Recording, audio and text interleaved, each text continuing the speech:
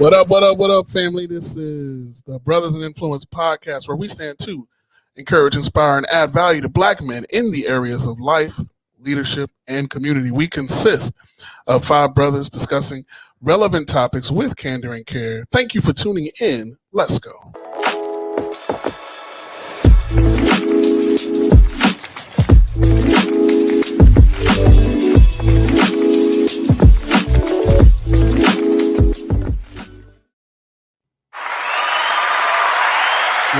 Yeah. Let's get going. I'm excited. Yes, this is Ian Williams, your purpose coach. You can find me on Twitter at Son of the King 02 and on Instagram at Ian Coaches. Man, we got a couple of guys here. They seem to be okay. But honestly, they are men of excellence. They are men of character, integrity. They make me want to be better. I'm thankful that they are in my life, and I'm privileged to create a space where they can introduce themselves. Without further ado, whichever of my brothers wants to introduce themselves first. Ladies and gentlemen. When you were saying all that stuff, I was waiting on the other person to pop up. I'm like, who are we talking about? But once again, Shante Price on all social media networks. I am your leadership and financial coach. Yo. Lorenzo. What's up? Wagwan brethren. Lorenzo Daughtry Chambers, winwithlorenzo.com. I help people win. I help people figure it out. I'm a coach and a consultant. However I can help you, just DM me. Yeah. Yes, sir.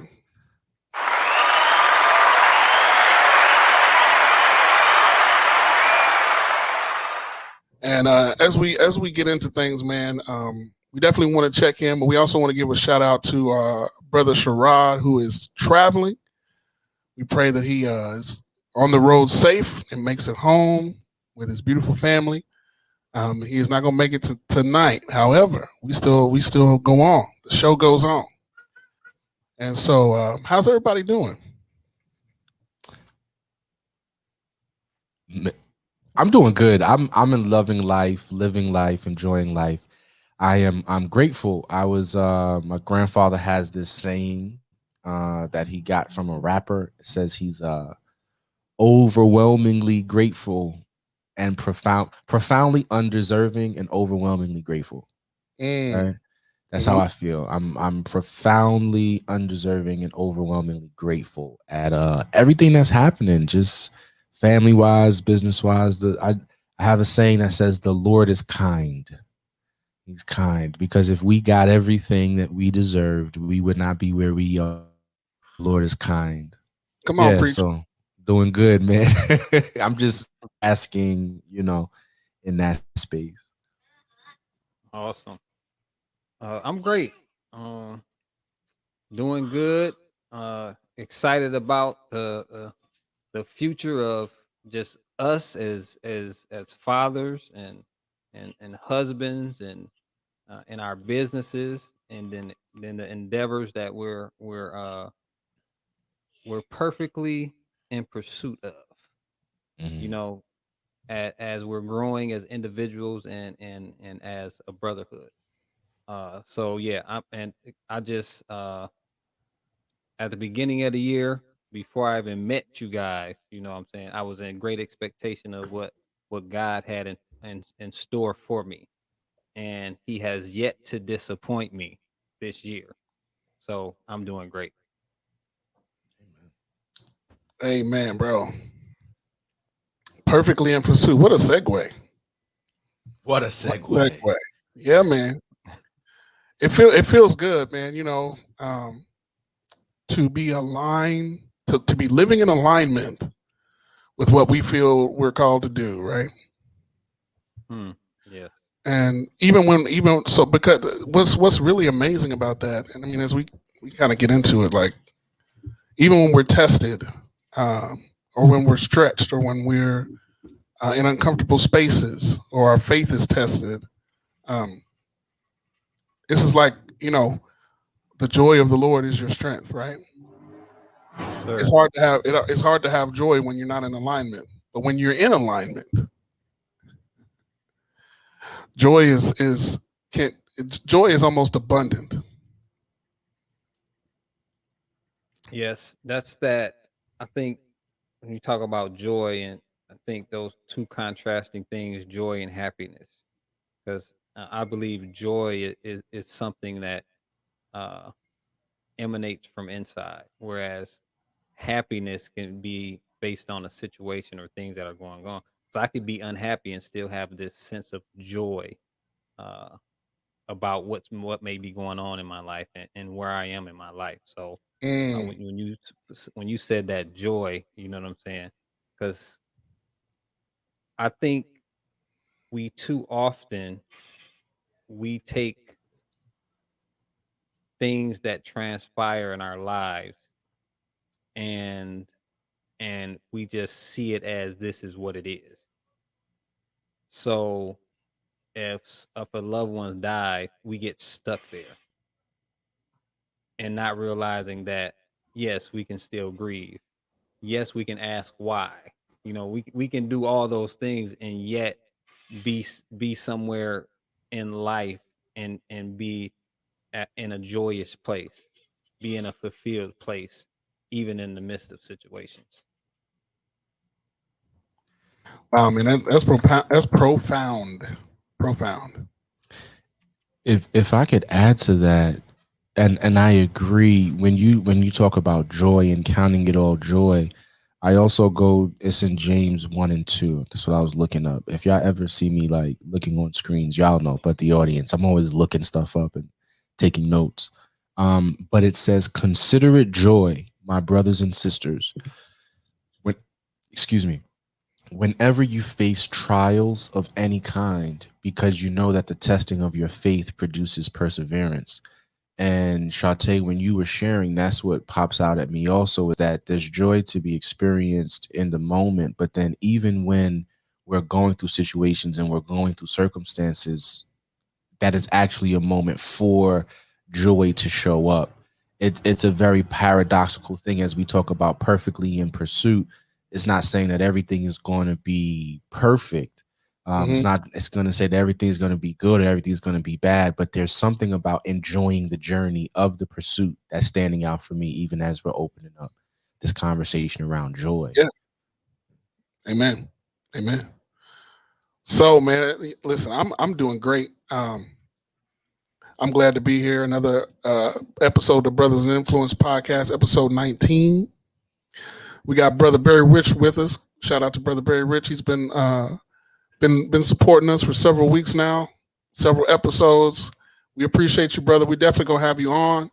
We just need to link up. I know that we've kind of been going back and forth, but we're gonna make it happen. Straight from Jamaica, we're gonna have our brother Barry Rich on with us. Wow. Absolutely. Yes, Yes, I. sir. I didn't even know when I just felt in my spirit. I'm a low key Rasta, y'all. I'm the cat side of the bag. Oh, I on a serious note, when I was in school, I was traveled a lot, and when I was in Senegal in particular. Anyway, I'm that's going a whole nother way.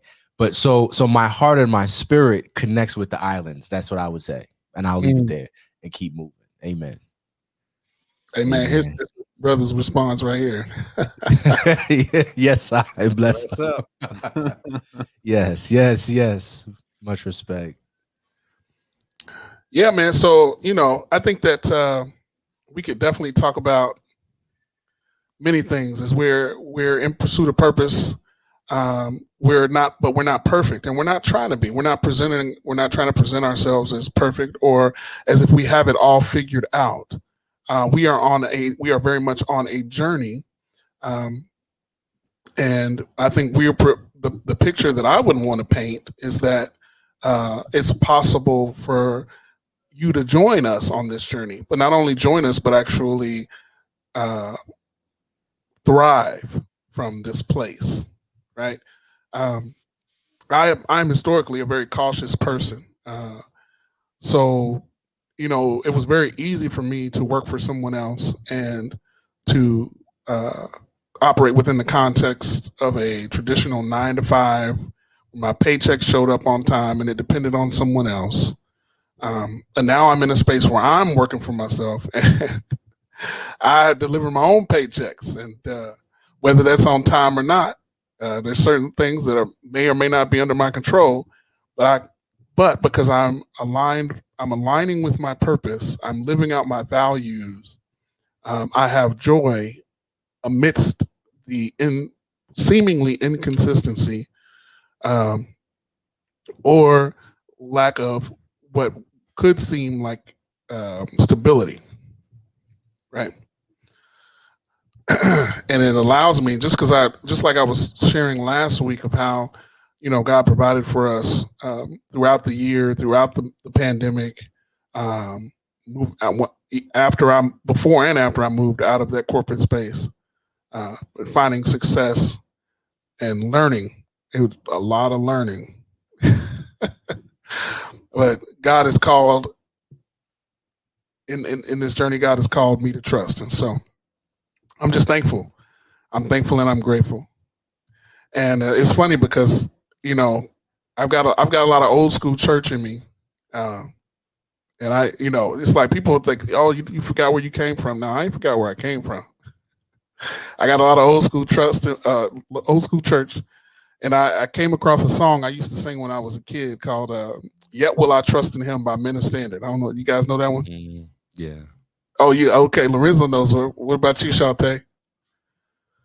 Oh, you muted, bro. Go ahead and sing it for us, brother. Go ahead. Oh man. Go ahead, hit that note. Oh man. See, I was gonna sing it, but then you decided to like put the spotlight on me. So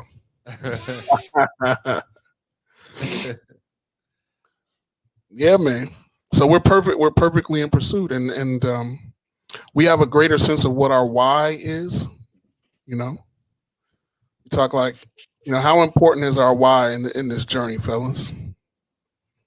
Man, that your why is so important. And I think for those that like, well, what is your why? Your why is the reason why. Literally, right? Why are you doing what you're doing? What wakes you up in the morning? What gets you into bed when you don't want to, right? What keeps you going when you don't want to? Why are you doing what you're doing? What is at the base? What is sourcing your activity? That your why is. And your why is important because when things are shaky, when things are transient, when you're not clear, your why helps you get clear, right? When you have to persevere through a situation, your why helps you persevere. When you have to push past, when you're trying to get to the goal, your why in those night seasons and those times where it's not fun, your why is what moves you forward. And so your why separates you from almost being a master to being an amateur, right? Your why is the gap in between. That's Yeah. good. I think we've called our why as well as our values. Really, the why and our values are like our compass, and I think you kind of alluded to that. When you're going through and things are shaky or things are not clear, your why and your values give you direction. And if you've practiced following that direction all along, then you're going to be in a better position to not be shaken. Yeah, when things get hard. Go ahead, Shante. absolutely. You said it. You read my mind. Though, and that's what I was gonna say. Though the value component is so important because if I ask a person, I said, so what's your why? Why are you doing what you're doing, or why do you want to do what you desire to do? And they tell me, well, I want to be I want to own my own clothing line. Okay, so then I'm going to ask them, because that's a task before them to accomplish. So then I want to ask them, so what are your values around that?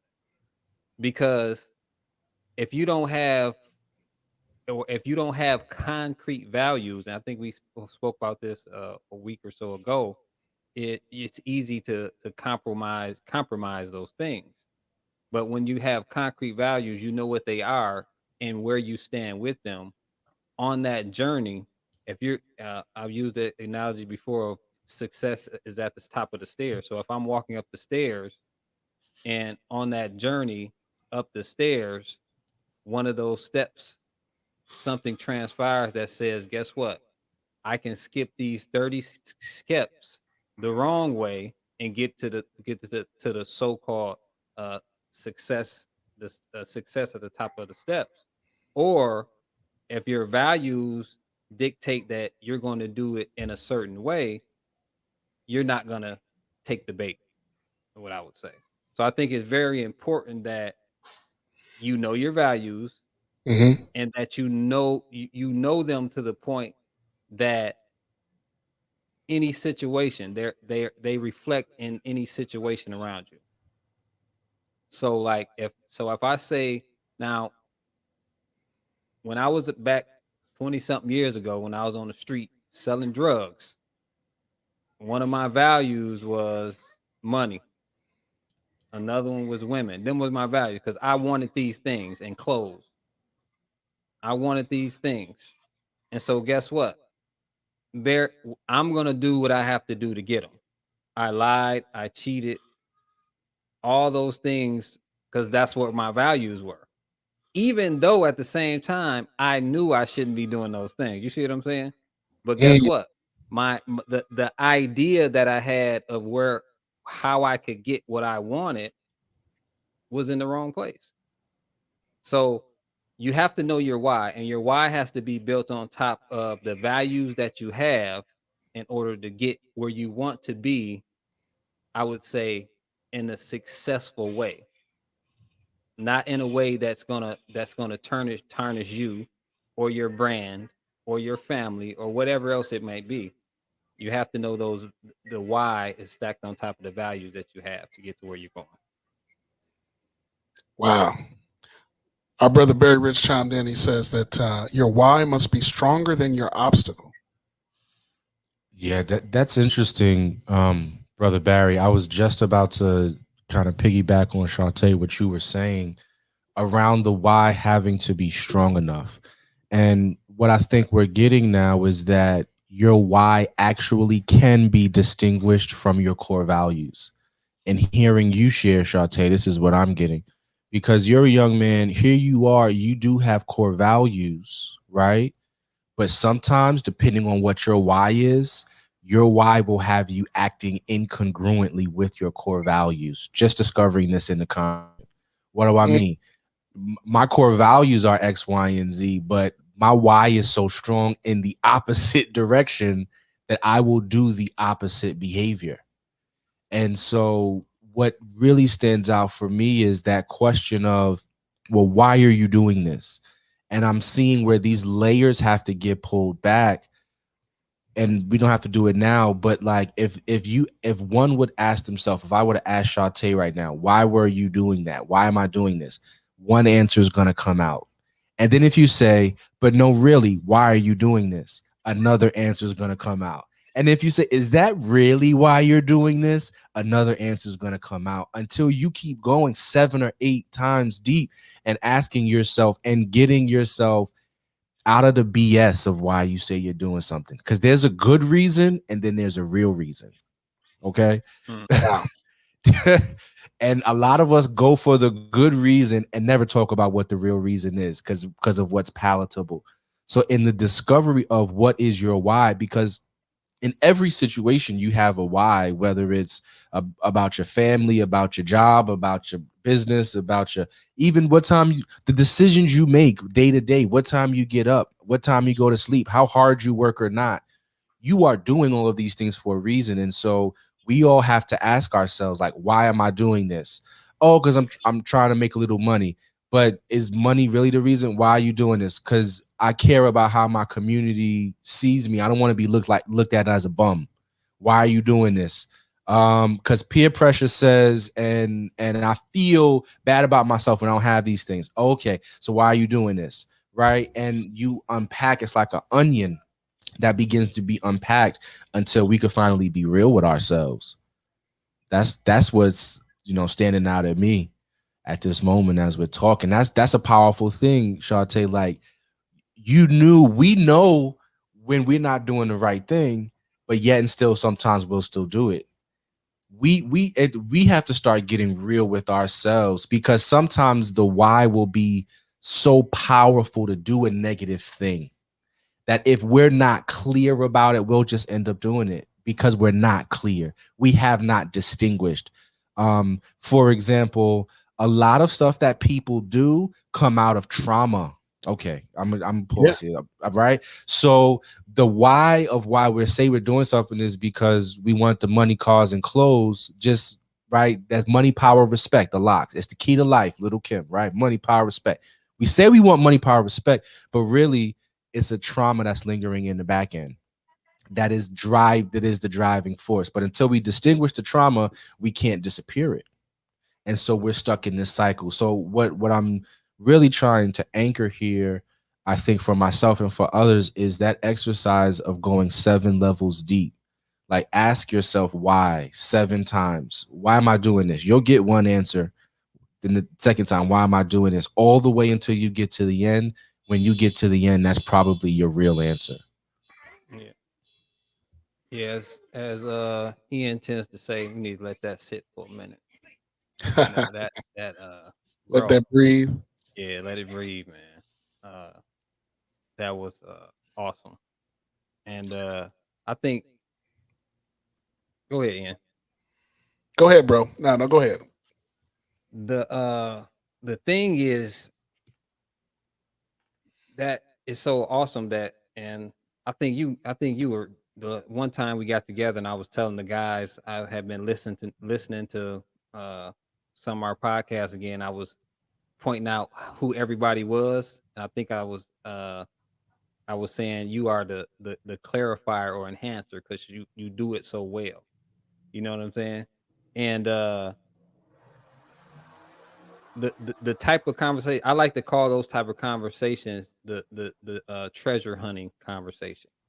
Because if you're looking for treasure, once you find a piece of gold or something, you tend to not stop looking. And that's how that conversation has to be. You have to keep asking those questions until you get to the root of the issue. Because oftentimes we're still only, and you mentioned it, we're dealing with surface things. You might have asked yourself that 10 times, but it's still surface.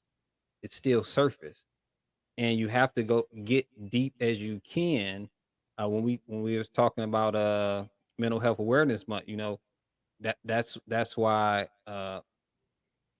that's what psychologists do. That's what type of things they do. They help you get to those deeper questions just by listening for most of the part, right? So yeah, that was awesome, bro.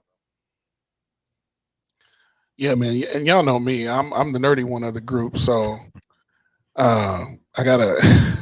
It's just interesting because I actually have been studying what Lorenzo really described, and it's the clinical term for this is cognitive dissonance. It's when you have two driving thoughts that contradict each other. And then when he was describing your why being stronger than your values, and even though your values are contrary to whatever it is you're doing and why you want to do it, it's cognitive dissonance. Wow. Internal conflict. And what's so interesting about it is the way that we are wired. Human beings are wired.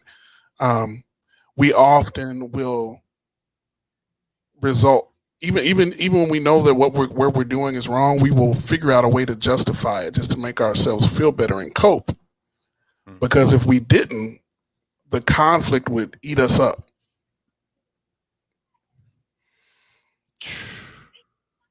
So even when you do feel bad, like I know that there have been times in my life where I've done that. Like I've been in that lane. Like I've done things that were completely contrary to my why, to my sense of purpose, to who I feel that I or believe I am. And I can think back in hindsight's 2020, right? Lorenzo said, "What's more palatable?" Like I have to make that, because that's, you know what I'm saying. You create that dish, you got to eat it. So, but you know what I'm saying? You gonna season that boy up, though, slather it in hot sauce, make it edible, A big pile of doo doo. so you can continue, so you can keep moving. You know what I'm saying? Because otherwise, you be completely destroyed under the pressure of the fact that you really just betrayed yourself. You really were disloyal to you. And that comes in, and that happens in many shapes and forms. I mean, I can speak for people pleasers, right? People that go along and they will comply outwardly but resent inwardly. And what does that normally turn into, right? That can only last so long. It will only last so long before that person either completely breaks down or they blow up. It's a breakdown or a blow up. Oof. It's going to be an extreme response. It's just going to pile up and pile up. Comply. On the inside, you're like, I don't want to do this. You know what I'm saying? Like, Wow. this is now something I didn't ask for. Yeah. That is so Yeah, powerful. People that comply outwardly but resent inwardly. Mm-hmm. I'm because it speaks to so many of us in certain areas. And in some of the teaching that I do in another environment, we talk a lot about submission being an attitude of the heart. That people can do the same action, but depending upon where their heart position is as it relates to the action, they will have two different outcomes, or the energy around what they produce will be different. And that's what you're hitting on the head. The person who complies willfully and gladfully because they're aligned, and the person who complies resentfully. And so I guess the word around that is, if you're complying resentfully anyway, it's not going to bear fruit. And so there's a piece of integrity to the self that needs to be had. But that sentence blew me away. Yeah. And I think that's interesting. Yeah, because it's definitely not gonna bear fruit for you. So many of us, we produce results for everybody else but ourselves. exactly. And when I think of leadership, the leader, a leader is responsible because they have their part. The part that they play is really getting to know the person and what direction, what motivates them, what do they need or what do they want, what are their desires, what do they really want to achieve, and what are they good at. But oftentimes, there are leaders that will look to steamroll a person, like, just give me what I want. And then there's the other person who just lays down, but is like, this is the last thing I want to do. And their relationship is just set. They setting each other up for failure. Or even leaders that lead you and are so persuasive and personality driven that they will convince you to do the thing you don't want to do under the guise of telling you it's good for you, or et cetera, et cetera. There are a lot of, particularly in the religious space, but in all leadership spaces, where people will coerce you. There's a leader who just steamrolls you, but then there's the leader who manipulates you, thinking it's a good thing for you, and they being nice to you, and they get you to do the thing you don't want to do. Both of those are equally bad. Yeah. One is more insidious and will have you wondering, like, why is this? Because you clearly said you didn't want to do something, and this person just convinced you to do it. Wow. All right. Yeah. And see, listen, this is where Brothers in Influence, everything we've talked about the last 19 episodes, comes full circle. Because that's really why it's important to be self-aware. Yes. Don't just leave it up to the person you're following to figure out what motivates you and how to talk to you. You got to know for yourself. I can say I spent a lot of years just not knowing what those answers were. Yeah, I think. Go ahead. I'm sorry. Go ahead. I think too is part of that. it's because it does jump back to values too, because if you know your values, as we said, and you can hold tight to them, then at that point, because it doesn't matter if you're the leader or not. If you're trying to get me to compromise my values, and at that point, we have to have a conversation, right? Yeah. Whether it's the job, whether it's the pastor, whether it's the whoever, and that goes back to that thing of, once again, it gets back to your why, because a lot of time the why is connected to the job, so therefore you'll easily compromise the values, and then as you keep compromising, Ian said it several times before, basically next thing you know, you figure out you don't even have them anymore. They're Mm, just not there, because you've compromised so much. And one of the words that I came across that uh relating to me, like Ian was talking about, we go along to get along, is came across a word, deselfing. And basically it deals with, in a relationship, when you're neglecting you on behalf of the relationship, or you're losing Mm, yourself on behalf of the relationship. that's powerful. And it's powerful. When I synced it, it's just, keep telling you guys, I keep coming across words that just burden lifts off me, because I realized that this was me at a time, or this was me, or this how it was. And when I'm able, and when anybody's able to get a word, just like we talk about emotion and people expressing themselves, sometimes you don't know how, because you don't know the word. You don't know the word that would cause you to be able to, how are you feeling? It's like, I don't know. I'm feeling some type of way. I just don't know what it is.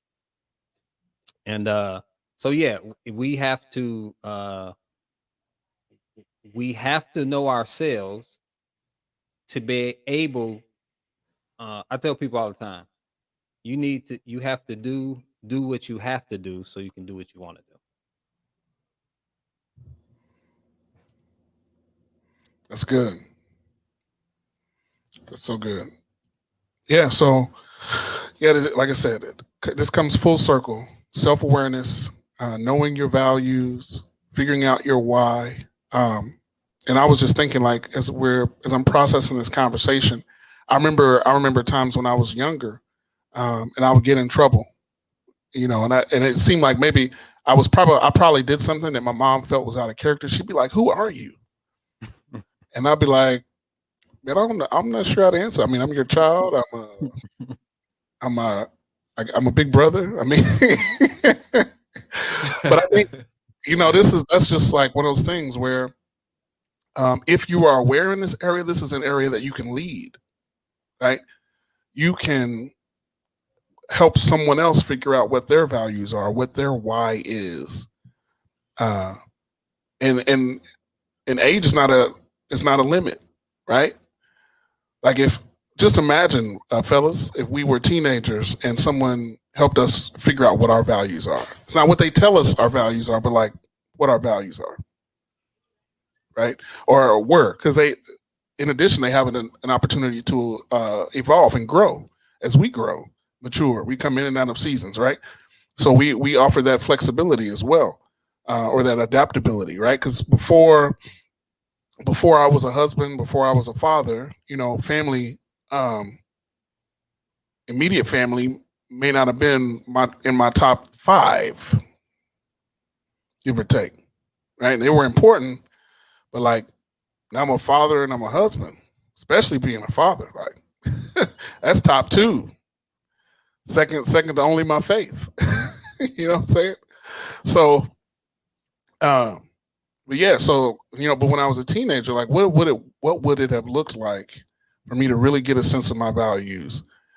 What a time, if any, did I need a compass navigating my teenage years? You know what I'm saying? And the and 'Cause- the bad part was, everyone was trying to tell us what it was. yeah, And if you can take 10 kids from anywhere, and everything is going to be different. because we're individuals. I tell people all the time, you can't live up to someone else's expectation. And the reason you can't is because you're an individual. We've seen the stories where parents trying to live out their sports fantasy through their kids. They're playing baseball or basketball, and they're taking them to all the games, and come to find out that ain't what the kid want to do. Yeah. Not that the kid don't like it, but it's just not their passion. And we do that to our children, and we need to be able to take time. Kids have values just as well. We're talking about grown-ups have values. They can't articulate them, or they don't clearly know them, but if we begin to have those type of conversations, kids are very intelligent. I'll be watching some of the cartoons my daughter be watching, and be like, they really teaching something here. I'm thinking she just watching a cartoon. When she first started talking and referencing different stuff, I'm like, where's she getting this stuff from? Look at some of the stuff she's watching. She's learning. We ride down the street, and any of the construction equipment, she know what it is. She know what name it is. It's a crane. It's a backhoe. It's a this. She knows all that stuff. And so, but I think that's something we have to be conscious of with our kids, instead of just thinking they're just kids. We, between the ages of 2 to 4 or 5, they say they're sponges. We need to take advantage of those things, and not just let them, like my daughter, first thing she want to do, get up in the morning, is grab her tablet. She know when she want that tablet, what you watching? ABC Mouse. You ain't watching YouTube and all. Even though she's learning on those things, I want her to be able to take advantage of these things now to prepare her for when she starts going to school and things like that. And so that's our responsibility as parents, or as family members, if we have younger cousins or what have you, to be able to help them develop those characteristics so they can know who they are because of who they are, not because of who daddy is or uncle is or my cousin. Because you can look up to somebody, and there's nothing wrong with a kid looking up, but that doesn't make that person's values theirs. Right. That's true. Yeah, man, and I think that's a responsibility that's often missed. We underestimate how smart our kids are. We underestimate what they're capable of grasping. I mean, honestly, they're gonna learn so much from watching us, more so than what we're telling them. And I was actually I took my son out for I think the fourth time I'd say. He's learning how to ride a bike, and he hadn't ridden in a while. He was actually he had gotten a bigger bike for Christmas from his grandmother, and he was a little intimidated. He's like, no, he was intimidated. So when it came up in recent conversation, he was like, Dad, you know what? He's cautious like me. It's funny, these little traits you can pick up if you pay attention. He's like, Dad, I think I need elbow pads and knee pads in order for me to ride my bike. And I was like, what?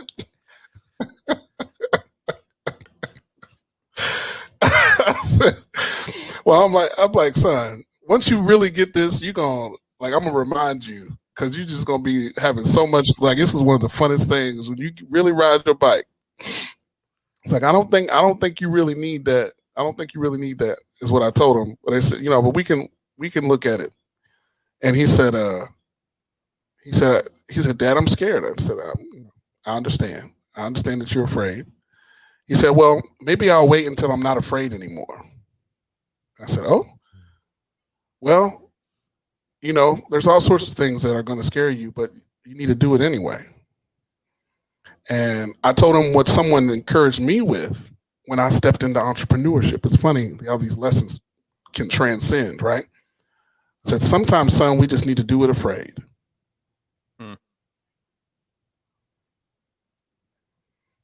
Sometimes we need to do it afraid. And I really left it at that. I wasn't sure. He's a processor, so he'll internalize and think about it. And so he sat quiet for a little bit, and he said, Dad, you know what? I think I want to go out and try to ride my bike. But I was so proud because, yeah, man, I didn't, I could have pressured him and I could have shamed him. You know what I'm saying? I come from, in my lineage and a lot of black folks' lineage, we quick to jump on you like, oh man, you a punk, you soft, you scared.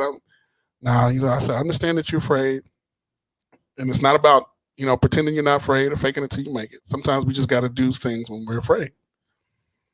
And a few minutes later, he said, Dad, I think I want to try ride my bike. And he said, you know what else, Dad? He said, I'm going to do my best. Blew my mind, boy. Wow, what a moment. Oh my goodness. Let's give that some respect. It's powerful. Yeah, man. So, I mean, it's like when those things, because when you have these relationships, right? When you're married, or even when you have children, it's like a mirror that's reflected back at you, right? And working in ministry has a very similar effect as well. It's like when I would minister, whether I was preaching or teaching Bible study, whatever the case is, usually I just felt like I'm ministering to people, but God had to minister the same message to me first. And what some folks say is like, family is your first ministry. You got to be able to, pour into them. Just that conversation, I believe, was ministry. If he can internalize that idea at 5 years old, I pray that I continue to demonstrate the principle, and two, that it would carry him through some of the hard things that he's going to have to face in the future. Man, you encouraged me, because my daughter had one of the same situations just recently.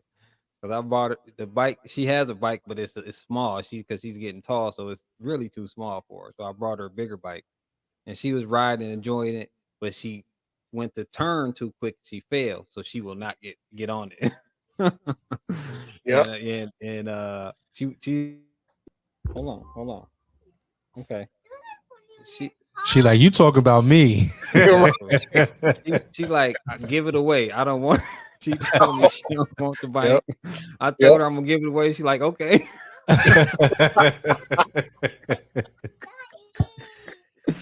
So yeah, so you most definitely encouraged me on that one, man. Because when you was talking, I'm laughing. I'm like, yeah, because this little girl, she like, I don't want it no more. Right. And she got back on it for a second afterward, and she telling her mama, I don't want that bike. He can give it away and all. I'm cracking up, man. Yeah, man. Yeah. Man, yeah, but it's a part of the journey, right? And how blessed will our children be, staying in the vein of it, right? How blessed will now your son be, Ian, because his father has opened up these questions for him, right? And it is indicative. I believe humanity as a whole is going through a shift. Humanity, if you will, is going through an upgrade in its technology, not like these computers and things. That's one kind of technology, but just in the makeup of what it means to be human in the earth. And so when I hear that story, that's the kind of technology, and technology is really just a tool, right? You've now given your son technology around language that he can use to liberate himself and others. And so I think even from that perspective, as we look at the future, like, so many people don't see positive of what is getting ready to manifest in the future. But I think those of us who are parents and who are tapped in, we can see it because we have kids, and we know that these kids are special. We know that these kids are different.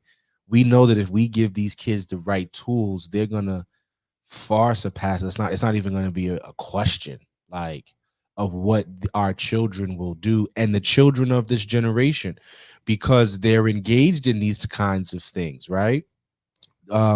We as the older guys, we are the ones that have to do this work. But what we're trying to do is create an environment where kids can grow up where things like this is just second nature. And that's what's really standing out to me. Yeah, man. I mean, we want the next generation to be better off, right? We want it. with each generation, we can be healthier. We can, emotionally, mentally, spiritually.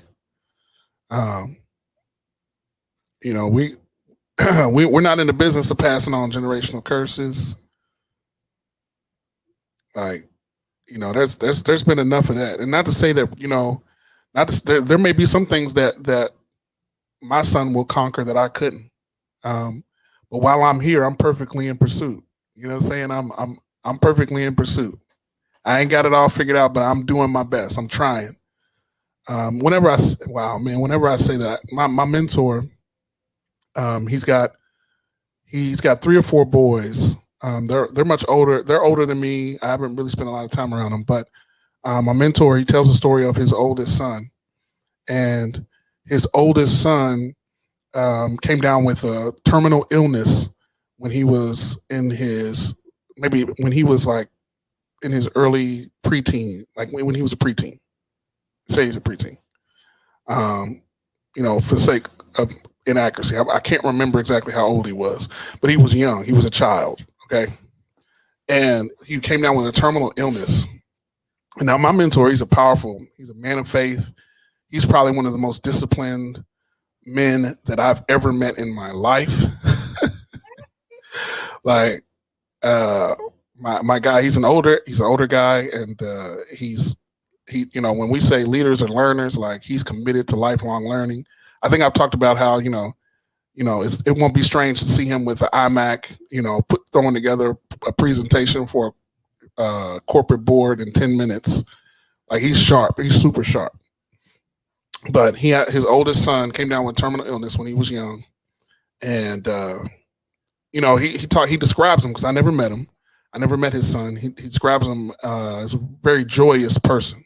So they had a family sit down, and they, with their other children and him, and they told him, like, the doctor's only giving you so many years to live, and they expected this heavy weight, because it was heavy on him and his wife, and he said his son jumped up and said, "Okay, all right, well, let's go to dinner. Let's have dinner, whatever." Like, he just, it didn't phase him. And so as the years went on, that same attitude, like, he kept that same attitude, that same spirit. Even as his body began to break down, his faculty started to falter. And, even though he was only diagnosed with a few years to live, he lived until he was 30. He lived until he was 30. Not only that, being in a situation like that, people will tell you, "Oh, he's not going to be able to do this." Like, when you hear, I think that, when we see it on TV, "Oh, your child's got a terminal illness. They're not going to be able to walk. They're not going to be able to have a normal life. They're not going to be able to feed themselves." There's going to be this list of things. Well, this is a real life situation where they got that list. And it was nothing but expected. So his faculties began to break down. Not only did my man live till 30, which was way past his diagnosed time frame, he got married. He had children. He was just that strong of a personality. His spirit was so strong. But the point is that, when his father, my mentor, had to go see his son on his deathbed, and there's so many more stories there in between. But he told his dad, his dad asked him, "Are you all right with the Lord?" Just in case at the end, it got him twisted, bent out of shape, because he knew he was going at that point. And he said, "Yeah, I'm good. I'm good, Dad." And he said, "Dad, as far as, when I'm gone, I just want to be remembered as a man who tried." Bro. In spite of it all, man, I'm tearing up just thinking about it. Like, life, most people would have given up on life. Never would have considered getting married or caring, having children. He did it all. Lived 15, almost 20 years longer than what the doctor said. And he said, "I just want to be known as a man that tried." That's awesome. And so, I want to harness even a tenth of that spirit and say that I just want to be known as a man that tried. I fell short. I fall short. I'm not perfect, uh, but by the grace of God, I'm really forgiven and I'm free. And with that, and what I choose to do with that freedom is to try to be the best father I can be, try to be the best husband I can be, try to be aligned with my purpose as much as possible while I'm here. And so that's what we're talking about, man. It's perfectly in pursuit. It doesn't mean that everything is perfect at all times. It doesn't mean that the circumstances are everything's happy go lucky. It doesn't mean I always make the right decisions. Doesn't mean the consequences of my actions don't weigh me down. But I just want to be a man. I want to be known as a man that tried. And I want to encourage any other brother that's connected to the Brothers in Influence podcast that it's not about being perfect. Throw one leg over the side of the bed and get up in the morning. Every day, the dew, what the scripture saying in Psalms, the dew in the morning. God's grace is like the dew in the morning. I know it's a paraphrase, but the spirit of it's there. It's renewed every morning. Yeah, man. Not, Yeah, make the day your masterpiece. Just give it a shot. exactly. The and part of that is with that story is uh, it's what and like you're saying, there's a lot of other stuff, but at that point in that young man's life, this kid, it's about what had been spoken into his life, and that's kind of like what we're talking about at the same time, because I'm pretty sure if it would be a different situation those different 15 years if he didn't have who his father was in his life like he Mm, was up to that point, hmm right? Because it's harder to start on that journey when you get bad news than when you're already there and you start on that journey. And I think stories like that are so impactful because it's about intention, being intentional. And that's how we have to be with our life. We have to be more intentional with our lives. Yeah. What do you want? What do you want to be? How do you want to live? You have to be intentional. Not getting up every day and saying this is just another day. Right. This is just another week. It's another month. I can't tell you the time before I really got serious, all the times in prison that the months went by, the years went by, and I had this idea about what I wanted to do, but the days, the weeks, the months just kept passing until I got to a point where it's like that defining moment is, guess what? If I don't do something different now, I'm gonna be the same person up until the end of this sentence, and I'm gonna be the same person when I get out of this place. Mm, And that's great. so, and even though I had been doing things, I had been doing good things and better things and staying out of trouble, but my values and my heart wasn't in the spot, in the place where I was in it wholeheartedly, where I was really intentional, saying that, guess what? I'm not doing this no more. This is the first time I'm in prison. This is the last time I'm in prison, right?